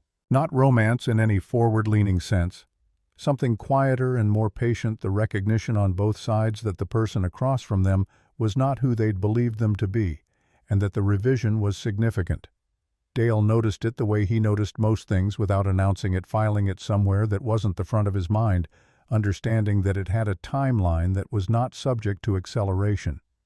The patent was formally restored 6 months after the showcase under the names Sarah Whitfield Mercer and Dale R. Mercer, in that order exactly as Nora had specified and Margaret had fought for and Claire had insisted upon when her board raised objections in the final stages of the settlement agreement. The board's objections were overruled in a session that Dale heard about from Margaret, who had heard about it from someone who'd been in the room, and which she described as the kind of meeting where a CEO either demonstrates what they're actually made of or they don't, and Claire Harrington had.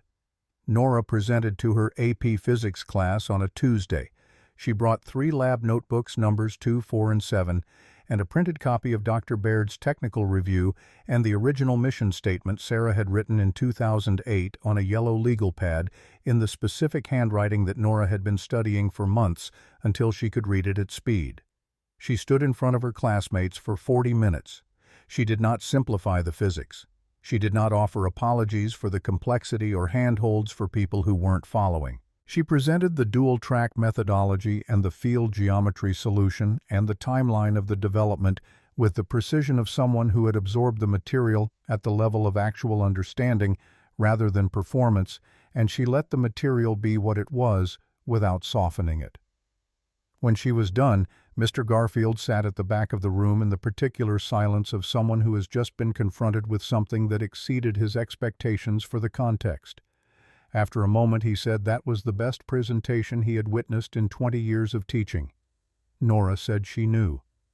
Dale heard this at the kitchen table that evening from Nora herself, delivered in the flat reporting style she used for facts she considered established. He listened to the full account, and when she finished he said her mother would have said the same thing about her. Nora's eyes went bright in the rapid way they did before the mechanism engaged. She looked at her plate. "Yeah," she said. She picked up her fork. Then, in the casual register of someone making an announcement they have decided is simply a statement of fact about what is going to happen, "I'm going to finish what she started. The scale-up architecture. The interplanetary propulsion application. All of it." Dale looked at his daughter, 16 years old. Her mother's cheekbones, and her mother's certainty, and something that was entirely and formidably her own, the combination of all three operating at a level that was, in his careful and unperforming assessment, extraordinary. "I know," he said. She pointed her fork at him. I'm going to need the rest of the notebooks. They're yours. And eventually the truck. The truck, Dale said. You're going to have to be patient about. Nora grinned, the full, sudden grin that came out of nowhere from the middle of complete seriousness. The same grin that had appeared on Sarah's face under the same conditions, light from under a door, there, and then, fully there. Dale had to look at his plate for a moment before he could look back at her. He drove to Pasadena on a Saturday morning 6 weeks after the patent restoration, while the city was still in the early part of its day and the freeways had not yet become what they became. He took the 210 East, the route he'd driven 100 times before the life he used to have became the one he carried in memory, and he drove it in the truck with the windows partly down and the reactor doing what it always did, running clean and even and patient, the sound of something that had always worked and was finally allowed to say so. The house on Moreno Avenue belonged to someone else now, had for over a decade, and Dale had no intention of stopping. He drove the street once slowly and looked at the house and the driveway and the garage door, which was painted a different color than he remembered, which meant the people inside it had painted it, which meant they were making it theirs, which was as it should be. The garage was still the garage. The same dimensions, the same east-facing window that let in morning light at a particular angle in January. He pulled to the curb at the end of the block and sat with the engine running and the early morning quiet of a residential street on a weekend morning around him. Birdsong, a sprinkler system, somewhere the distant rhythm of someone's Saturday getting started. He sat there for 20 minutes without tracking the time. Then he said out loud to the empty cab and the street outside and the quality of morning light that came in off the San Gabriel Mountains and reached Pasadena from the east, in the specific way it had reached it on the morning of January 15, 2012, after the night that had changed everything. The patent was filed on March 3rd. Your name is first. Sarah Whitfield Mercer first. It's not changing. It's not going anywhere. He paused. Nora knows everything, every bit of it. She's been reading your notebooks for 3 months, and she can move through your notation as fast as you could write it, and she's going to finish what you started, and she's going to do it in your name as well as her own. Another pause, shorter. I thought you should know. The reactor hummed, steady and even and clean, the sound of something that had been waiting 13 years for the world to be ready to hear it, and had waited without complaint because that was what the work required, and the work had always been the point. Dale Mercer put the truck in drive. He took the 210 west and then south toward the city, the morning opening ahead of him, the reactor running beneath him, the road clear in the early hour before the world's ordinary demands reassembled themselves, and the day became what days became. He drove with the particular quality of ease that comes not from the absence of difficulty, but from the certainty of direction, the ease of a man who knows exactly where he stands and has stopped needing anyone's permission to stand there. The name on that future was Sarah Whitfield Mercer. And now, finally, and in the specific and permanent way that true things become permanent once they are seen, the world knew.